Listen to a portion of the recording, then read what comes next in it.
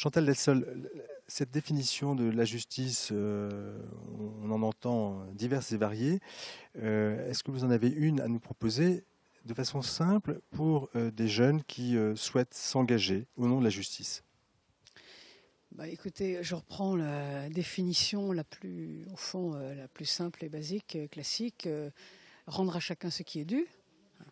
Toute la question, évidemment, est de savoir ce qui est dû à chacun. Alors, c'est là que les querelles commencent, et c'est là qu'il faut débattre. Mais à partir du moment où on a pris la décision que ceci était dû à quelqu'un, à ce moment-là, il faut que cela lui soit rendu, au fond, donné.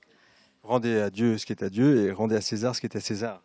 Par exemple, Par oui, exemple. par exemple. Donc la séparation des pouvoirs, effectivement, ce sont des dus réciproques. C'est une question de Oui, justice. une question de justice. Dans l'état de la société aujourd'hui, dans la postmodernité, comme on dit, avec les risques de transhumanisme, etc., euh, où se situe la justice et comment se révèle, à contrario, l'injustice? Bah, c'est assez compliqué parce que nous n'avons plus euh, j'allais dire, d'anthropologie commune. On n'est plus en période de chrétienté où l'anthropologie générale, celle qui inspirait le droit, celle qui inspirait la morale, était issue de la chrétienté. Non, maintenant on est dans des sociétés où il y a 1000 manières de voir les choses.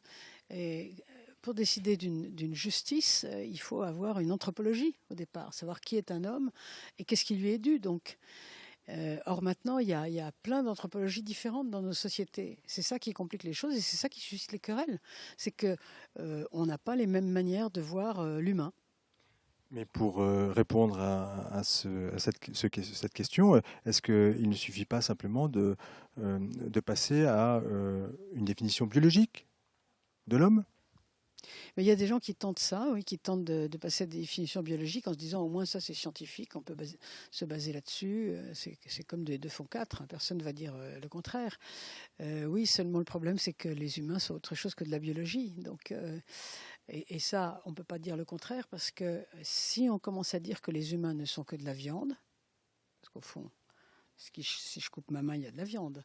Si on commence à dire ça, à ce moment-là, on ne peut plus remettre en cause critiquer la Shoah.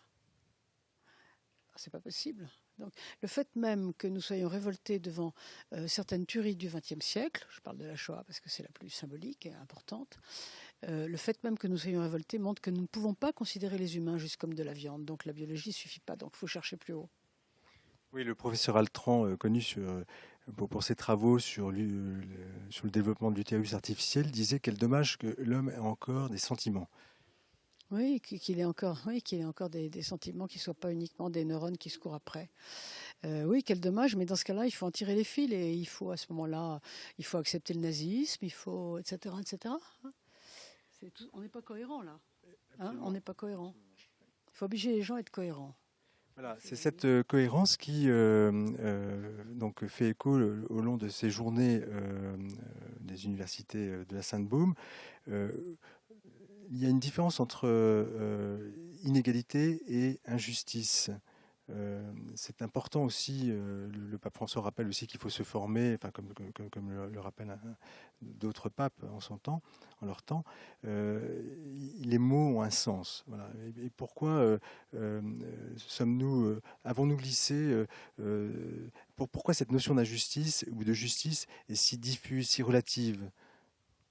Elle est relative parce qu'il y a parce qu'il y a une diversité de points de vue. En ce qui concerne l'adéquation actuelle de la justice et de l'égalité, là dont vous êtes en train de parler, je pense que ça provient d'une sorte de glissement de l'égalité en dignité chrétienne qui est tout à fait à l'origine de notre culture. Toute notre culture est fondée là-dessus, sur la parole de Paul. Il n'y a ni juif, ni non-juif, ni esclave, ni homme libre, etc.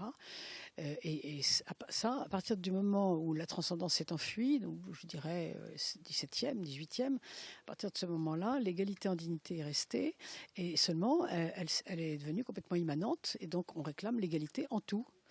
Et donc, nous sommes actuellement dans une société dominée par l'envie, alors qu'en fait, si vous regardez bien les 10 commandements, l'envie, c'est le péché capital. Hein. Si on dit nous les chrétiens, parce que on est ici dans un groupe chrétien, nous sommes plutôt dominés par l'admiration que par l'envie. Hein. Pour nous, l'envie, c'est l'orgueil, c'est un péché. Avoir envie de ce que les autres ont, c'est mauvais. Or là, actuellement, l'idée soi-disant de justice qui domine notre société, qui est une idée d'égalité parfaite, c'est la société de l'envie. Je veux tout ce que l'autre a. Alors c'est complètement misérable. Pour revenir à cette notion de justice, ne faut-il pas plus d'amour ? Oui, enfin, le problème c'est que l'amour, c'est l'amour des petits oiseaux, quoi. Ça ne veut pas dire grand-chose, il faut préciser ça. Qu'est-ce que c'est que l'amour, hein? Mais effectivement, si on dit que l'admiration fait partie de l'amour, c'est ce que je pense, alors oui, à ce moment-là. Et l'envie, au fond, c'est de la détestation, l'envie. Quel est le lieu naturel, je dirais, pour que cette notion de justice s'enracine ? Et je pense évidemment à la famille, mais est-ce que vous pouvez évoquer aussi le combat aujourd'hui anthropologique ? Vous évoquez la difficulté anthropologique de pouvoir s'entendre du point de vue de la définition de l'homme, mais la première cellule qui est la famille, comment voyez-vous en fait cette évolution et les combats que nous avons menés depuis quelques mois, et notamment en France ? Je pense que ce qui s'est passé depuis on peut dire 2 ans, hein, en France à ce propos-là, c'est finalement un des chaînons de la longue suite de la lutte contre la famille qui est menée par tous les gouvernements postmodernes, à commencer déjà par, tout à l'heure je suis partie de Babeuf et Lénine, c'est ça, hein, ça a commencé là, critique de la famille parce que la famille transmet, hein, et donc elle transmet des traditions, et ça c'est pas supportable pour une société qui veut que chaque individu recommence à zéro et que chaque individu soit à la fois le premier et le dernier homme, quoi. Donc je crois que ça s'inscrit tout à fait là-dedans, et il ne faut pas mollir, hein. Il faut continuer tranquillement. Mais c'est pas nouveau, hein. C'est la suite de quelque chose et c'est pas la fin. Et ce n'est pas la fin, ce ne sera pas la fin non plus de l'université. Mais merci Chantal d'être intervenue. En guise peut-être d'injonction, justement, il ne faut pas mollir.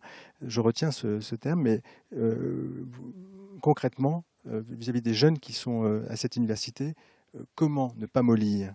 Se former, s'engager, les deux à la fois ? Témoigner avant de parler. Être attractif plus que prosélyte. Parce que c'est ça dont on crève depuis 2 siècles. On n'a que des gens qui font la leçon et qui font le contraire de ce qu'ils disent. Alors prenons le contre-pied, et c'est pour ça d'ailleurs que la foi se perd, hein, parce qu'on en a assez d'avoir des gens qui font des discours et puis qui font tout le contraire chez eux. Peggy l'avait bien dit, ça. Et donc, être des témoins d'abord, puis quand on est sûr de bien témoigner, on peut parler, mais pas avant. Moi, c'est ça puisque vous me demandez, c'est ça que je dirais que je donnerais comme conseil. Comme nous invite le pape François à quitter, à aller en périphérie et à quitter au fond peut-être le confort d'une vie bourgeoise avec toute la connotation. Oui, c'est ce qu'il fait. Il essaye de vivre ce qu'il dit. Et ça, je trouve que c'est très appréciable. Je ne dis pas que les papes avant l'ont pas fait, parce qu'on n'a plus des Borgia depuis longtemps. Il ne faut pas non plus exagérer, il ne faut pas nous réduire à ça, heureusement. Mais enfin, lui, je crois qu'il a spécialement compris cette nécessité-là, qui, à mon avis, est profondément exigeante aujourd'hui.